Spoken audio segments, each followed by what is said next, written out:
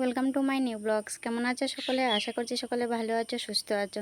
আমার ইউটিউব ফ্যামিলির সকল বন্ধুদেরকে জানাই শুভ সকাল। জানিয়ে বড়দেরকে অনেক প্রণাম, ছোটোদেরকে বুক ভরা অনেক অনেক ভালোবাসা জানিয়ে আজকে ছোটো একটা ব্লগ হতে চলেছে। তো চলো, গ্রামে প্রায় 2 মাস ছিলাম। আজকে আমরা ফাইনালি রেডি হয়েছি। তো ট্রেন আসছে, এখনও আমাদের কাছে আছে, এসে পৌঁছায় নাই। তো আমাদের বাড়ির পাশে একটা স্টেশন আছে। তো আমাদের গুছগাছ মানে প্রায় কমপ্লিট হয়ে গেছে, আর স্নানও করে নিয়েছি। শুধুমাত্র ড্রেস পরা বাকি আছে, শুধু একটু ভাত বানাতে হবে, কারণ আমি যেখানে সেখানে খাই না। তো আজকের ব্লগটা জাস্ট একটু মজাদার হতে চলেছে। তো চল, সারাদিন সাথে থাকতে হবে আর ফুল ব্লগ ওয়াচ করতে হবে। যে চলো একটু পরে আসি, টাটা। আমাদের সাথে এই জিনিসটা শেয়ার না করলে চলে বলো? তো দেখো, সকাল সকাল কি সুন্দর তরতাজা গাছে আবির আবির কালারের একটা জবা ফুল ফুটেছে। একটা না, অনেক কটা আছে, দেখতে পাচ্ছ।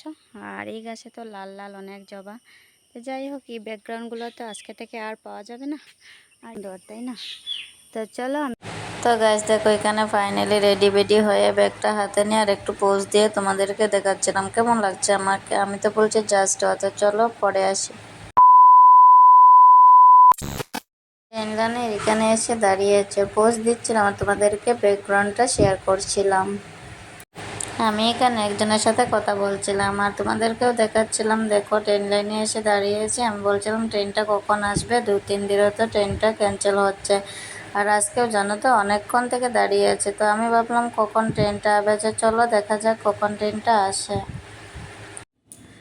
এখানে কত লোকজন দেখো হাঁটাহাঁটি করছিল, সবাই মিলে আমরা খালি ট্রেনের অপেক্ষা করছি, কিন্তু আসছে না।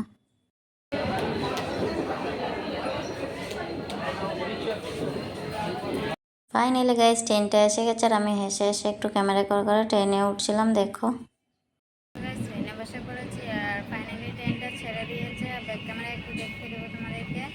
তো চলো, ব্যাগ সব কিছু গুছিয়ে নিয়েছি আর ট্রেনে বসে আছি। তো ব্যাক ক্যামেরা দেখাই, চলো। তো প্রায় 2-2.5 মাসের মতো হয়ে গেছে আমি গুয়াহাটি ফিরছি আবার। অনেক দিন হয়ে গেছে আর গ্রামে থাকতে থাকতে ভালো লাগছিল না। কিন্তু আমার বেশি থাকাও হয়নি আগে থেকে। আর দেখো গাছপালা, ব্যাকগ্রাউন্ডগুলো ট্রেনের দিকে দেখে জাস্ট কীরকম লাগছে।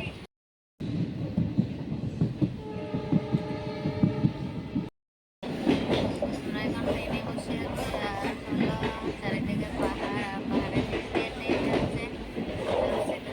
প্রচণ্ড শরীর খারাপ করেছে আর দেখো আমার চুলের অবস্থা কেমন হয়ে গেছে। আর ব্যাক ক্যামেরায় চলো, নিউ ভাব ব্লগে আছে, তাহলে একটু দেখিয়ে দিই তোমাদেরকে। দেখো পুরোটা পাহাড়।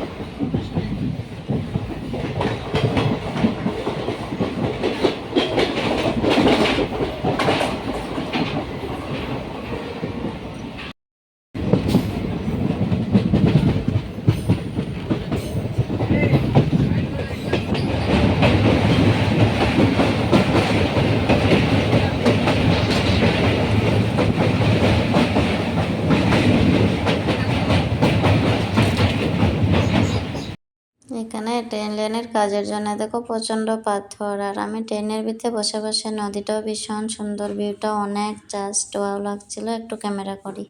আমার প্রচণ্ড খিদা লেগে গিয়েছিল, তারপরে বাড়ি থেকে ম্যাগি বানিয়ে নিয়েছিলাম, ভাত, মাছ চচ্চড়ি, অনেকটা খাবার ছিল। খাওয়া দাওয়া করে একটু সাজুগুজু করে নিয়েছি আর বেলা বাজে এখন 5টা। আর দেখো পাহাড়ের নিচ দিয়ে ট্রেনটা যাচ্ছে আর আমি একটু সাজুগুজু করলাম। তারপরে ভাবলাম না একটু ক্যামেরা করি।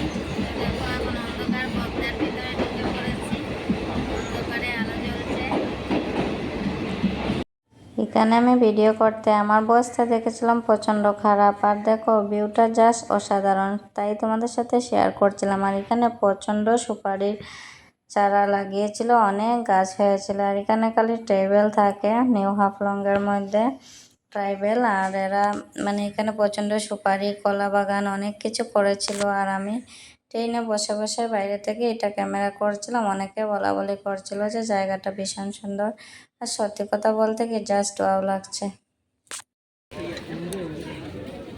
নিউ হাফলং স্টেশনে আমরা আছি, দেখতে পাচ্ছ। আর এখানে প্রচণ্ড লোকজন। তো এখানে কি দোকান আছে, বিক্রি করছিল খাওয়া।